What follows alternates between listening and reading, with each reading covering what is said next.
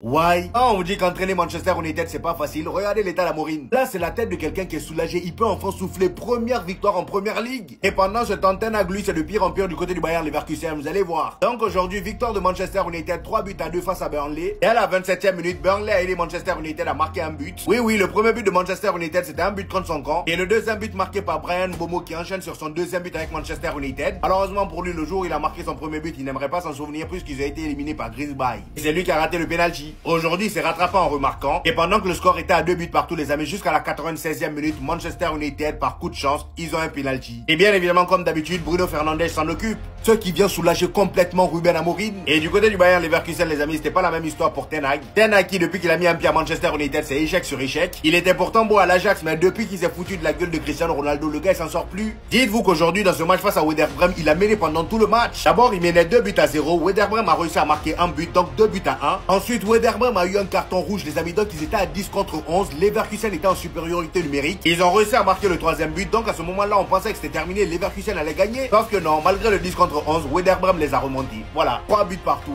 Le gars il souffre. À 10 contre 11 hein, pendant qu'il menait 2 buts à 0 et ensuite 3 buts à 1. Non, c'est pas facile. Peut-être que le 30 août va devenir un jour férié les gars parce que United a gagné un match. Bon, contre Burnley, un promu certes, dans des conditions exécrables certes, mais United a gagné un match. Bon, n'empêche, il y a plusieurs choses à dire. Déjà, toi, Bruno Fernandes, match désastreux. Tu marques ton penalty, super. Tu gagnes 3-2. Pourquoi tu vas encore nous faire chier? Pourquoi tu vas encore chercher les embrouilles? Pourquoi tu vas encore insulter les mecs là? Parce qu'on sait très bien que c'est ce que tu fais. T'es insupportable sur un terrain de foot. Je vous jure, hein, s'il y en a qui sont fans de Bruno, manifestez-vous dans les commentaires. Je veux savoir pourquoi vous pouvez aimer la personne. Faut aussi qu'on parle de Ruben Amorim, les gars. Faut qu'on parle de Ruben Amorim. Je sais pas ce qu'ils lui ont fait, les gars.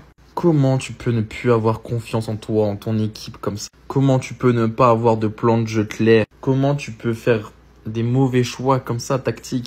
On sait que t'es trop fort. Moi, je sais que t'es un technicien. Je sais que t'es un très bon entraîneur. Mais un conseil pendant la trêve, fais-toi virer. Pars de ce club, il est maudit. Et montre-nous avec un autre club que tu peux les emmener super haut. Au passage, je voulais aussi en parler. Chelsea qui gagne 2-0, c'est encore un match plutôt mauvais dans le contenu, mais j'ai pas honte de dire que Chelsea est plus un candidat à la Ligue des Champions que Manchester City cette saison. Donc branchez-vous derrière.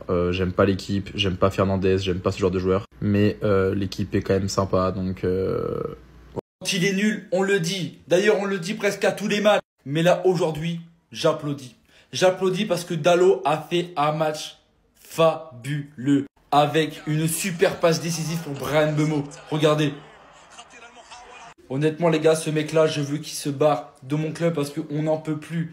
On n'en peut plus de ce tocard. Mais regardez les matchs qu'il nous fait. Aujourd'hui, il nous fait un vrai match. Pourquoi il joue pas comme ça tous les jours? En plus, là, il était titulaire à gauche à la place de Patrick Dorgu. Bon, c'est vrai que Dorgu en ce début de saison, c'est compliqué. Bah, faut dire la vérité, c'est compliqué. Mais Dalot, c'est plus possible. Moi, franchement, même s'il a fait un bon match aujourd'hui contre Burnley, ce mec-là, il doit dégager loin de mon club. Qu'on en tire un bon petit pactole et voilà, c'est tout. Faut vraiment qu'il dégage. Ce mec-là, il est trop aléatoire. Faut vraiment s'en séparer. Malgré son bon match aujourd'hui. En fait, il a l'immunité d'être portugais et que c'est un mec qui travaille beaucoup. Parce que je sais qu'à l'entraînement, c'est un des mecs qui travaille le plus. C'est pour ça qu'il est titulaire. C'est un mec sérieux. C'est un mec qui travaille. Je pense que c'est une bonne personne aussi. Mais t'es nul sur le terrain, mon gars. Non, c'est la vérité. T'es nul sur le terrain. Non, les gars. Manchester United, c'est pas possible, les gars. C'est incroyable. Pour que Manchester gagne un match, il faut qu'un miracle vienne, en fait. C'est un truc de fou, en fait. Regarde l'état même, l'état de l'entraîneur, comment il était, en fait, à la fin du match. Lorsque l'arbitre a sifflé penalty et que Bruno Fernandes s'apprête à tirer, les gars. L'entraîneur, il n'en pouvait plus, les gars. Ça se voit, regarde tellement son visage, les gars. C'est incroyable. Je ne sais pas qui même t'a envoyé de venir à Manchester. Qui t'a envoyé? T'étais bien à Sporting. Hein? Il était déboussolé, les gars. La famille. Quand Bruno a marqué, les gars, il était soulagé, les gars. Ah ouais. C'est fou, ça. Quand tu es supporter de Manchester United, ou bien l'entraîneur, ah, les gars, c'est dur. C'est dur. Je ne sais pas comment vous faites, hein, mais c'est dur, les gars. Incroyable. À chaque match de Manchester, il faut prendre un Doliprane. Soit, je ne sais pas quoi. Et tellement comment il rate des occasions comme ça. Ah, c'est un truc de fou, les gars. Pour la famille, n'oubliez pas, abonnez-vous, partagez la famille.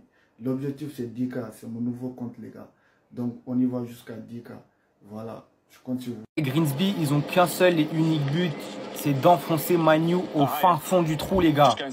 Déjà qu'ils les ont tapés, ils se foutent encore de leur gueule. Franchement, je vous le dis, ils ont juste envie de les humilier. Déjà qu'ils les ont affichés devant l'Europe entière, devant le monde entier, les tapant en Carabao Cup. Là, aujourd'hui, ils continuent le pressing pour annoncer leur compo de match. Qu'est-ce qu'ils ont fait? Ils ont ressorti la fameuse vidéo d'Amorim avec son petit plateau, il fait sa composition alors qu'il se fait taper. Mais ils ont fait la même.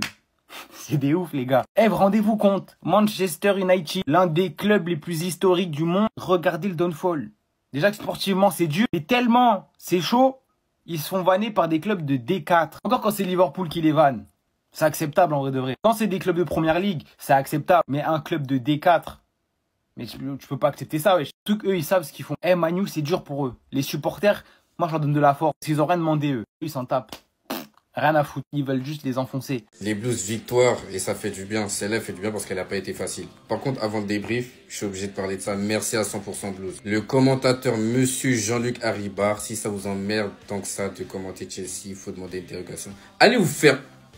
Tranquille. Maintenant, on peut reprendre. Du coup, on est parti avec cette compo, la même compo que contre West Ham. On a toujours été présent dans les gradins. Par contre, ta teinture là, vas-y. Palmer n'était pas là pour cause de blessure, on le sait aussi. On entame vraiment mal le match. Fulham dominait clairement les débats. Il n'y avait pas de pressing, rien du tout. Et au bout de 15 minutes, on a deux laps qui se claquent. Sur une action, il fait un appel contre appel. Claquage, il sort au bout de 15 minutes. Du coup, surprise totale, c'est Terry George qui rentre. Terry George qui est en partance pour la Roma. Donc, on était surpris. Et 5 minutes plus tard, on le sentait venir, Fulham qui vient marquer. Mais Dieu merci les gars, en ce début de saison, on est béni. En ce début de saison, on est béni parce qu'à chaque fois qu'on se prend des buts dans des moments vraiment pas idéal du tout, la VAR intervient. Il y a une faute clairement, Chalobah se fait écraser le pied. Donc pour moi, c'est pas scandaleux. À noter la première mi-temps d'Enzo Fernandez, les gars. Je ne sais pas ce qu'il a en ce début de saison, mais la première mi-temps d'Enzo Fernandez, cataclysmique.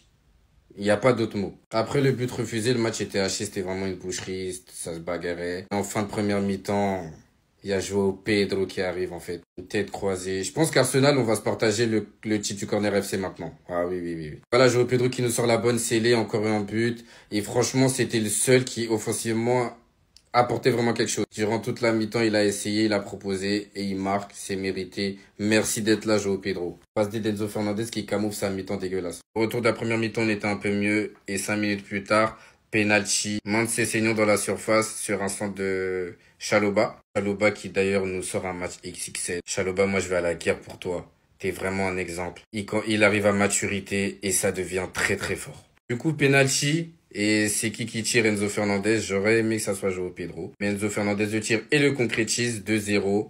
Un but, une passe D pour lui. Donc voilà, après ce but, Chelsea était beaucoup plus à l'aise. On a enchaîné les actions, on aurait pu marquer un peu plus. Mais ça reste à 2-0. Notez le sauvetage de João Pedro dans les dernières minutes sur corner. João Pedro, quel joueur en fait. Offensivement comme défensivement, c'est trop. Voilà, victoire 2-0. On n'a pas été super bon, mais on gagne. C'est un bon signe, ça montre qu'on est devenu vraiment un bon collectif dans le sens où on sait s'offrir, punir l'adversaire quand il s'y attend le moins. Donc voilà, c'est une bonne chose de fait. Prochain match à l'extérieur contre Brentford, ça va être galère aussi. Donc on peut bien se préparer pour y aller, comme un New Blues. Victoire de Chelsea 2-0 dans ce derby. Et on a encore vu deux Chelsea pendant ce match. On commence vraiment à s'y habituer en fait. Deux mi-temps de Chelsea. Et la première... elle était catastrophique, les gars, avant le but. On était tout simplement aux abonnés absents. On perdait tous les duels. Ensuite, on perd des laps sur blessure. Lui qui, face au bloc bas, nous sert d'appui. Et vous l'avez vu la semaine dernière face à West Ham. Et c'est le Saka Maléfique qui rentre. Et Saka Maléfique en pointe, les gars, ça marche pas. Ça marche pas, les gars. Et il aura fallu un corner à João Pedro. Nous sommes dorénavant le Corner FC, les gars. On va rien laisser à Arsenal. Maintenant, c'est nous. C'est nous. Corner d'Enzo Fernandez, grosse tête de João Pedro, ça fait un 0 juste avant la mi-temps. Et en deuxième mi-temps, les gars, on a vu un meilleur Chelsea. On a été beaucoup plus dominant. Après, il y a eu le 2-0 sur un penalty d'Enzo Fernandez que João Pedro lui a laissé. Parce que normalement, c'est João Pedro qui doit tirer. Je veux bien que tu l'aides parce qu'il a fait un match de merde. Mais frérot, on a un trophée de meilleur buteur à aller chercher. Pourquoi tu lui donnes? C'est à toi de tirer. En tout cas, on est vraiment devenu boosté sur corner. Je sais pas ce qui s'est passé aux entraînements, mais on est tout le temps dangereux en fait. Ce match, je vous le dis, l'année dernière, on l'aurait perdu. Je fais pas beaucoup de commentaires sur Maresca, mais au niveau des changements, ça a été clean. Seul point négatif par rapport au changement, Caicedo, frérot, faut le faire respirer. À la fin, j'ai cru que c'était blessé, hein. J'étais vraiment pas bien. Voici les notes du match pour information. Et la défense, les gars, les 4 là, c'était solide. Passons aux individualités, je commence par lui. Croyez pas parce qu'il a mis un but, une assist que ça y est. Un match nul à chier, les gars. Et j'ai compris pourquoi. Cet alcoolique est sous flash avant de jouer un match important. C'est normal qu'il fait des matchs comme ça. Qui lui a donné? Il est sous votre carré de bulle, les gars, c'est normal. Est-ce que c'est normal? La performance des 2 défenseurs centraux était exceptionnelle, les gars. Et en particulier, Trevoh Chalobah. 90% de passes réussies, 11 duels gagnés, c'est le plus. Sur 50 actes, c'est le plus. 4 interceptions, 2 récupérations de balles, 1 bloc, 1 dégagement.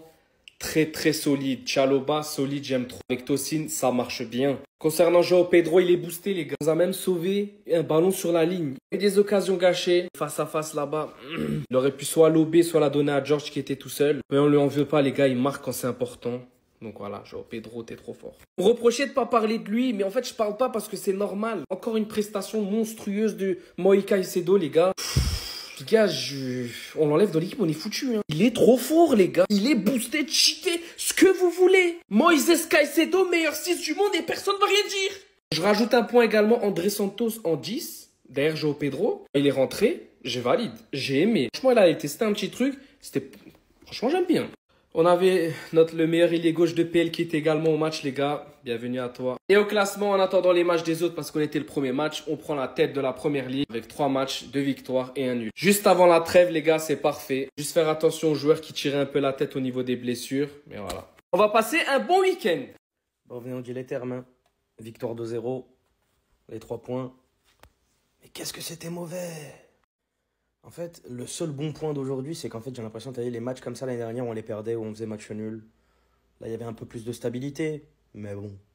Enzo Fernandez, depuis le début de la saison, c'est un émeutier, frère. Il tabasse des civils. Je sais pas ce qu'il a, frère. Il a plus envie de jouer au foot, je crois.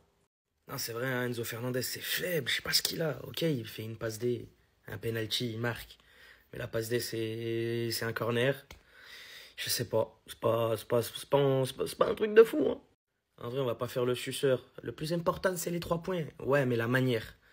En fait, c'est mauvais. C'est pas cohérent. Ça tourne pas. Pas de quoi déclencher la sonnette d'alarme non plus, tu vois. Mais je suis pas satisfait du rendu final du jeu. Tactiquement, ça me paraît faible. Tu joues certes un derby contre Fulham. Fulham qui a joué son derby à fond.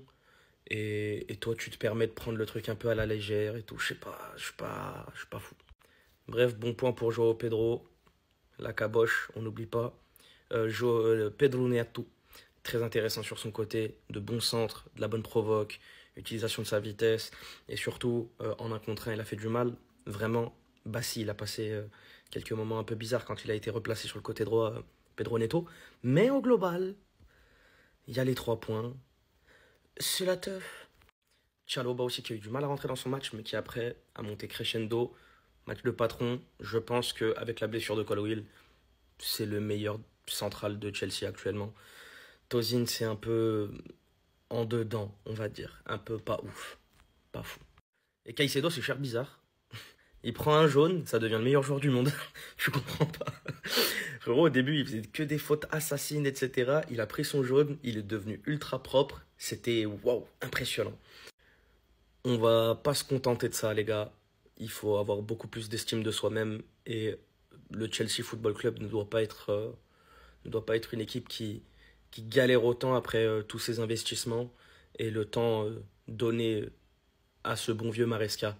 On va pas oublier. Donc les gars, ne soyez pas satisfaits. Certes, les 3 points sont là, mais c'est pas tout ce qu'on veut. On veut aussi la manière. Ciao.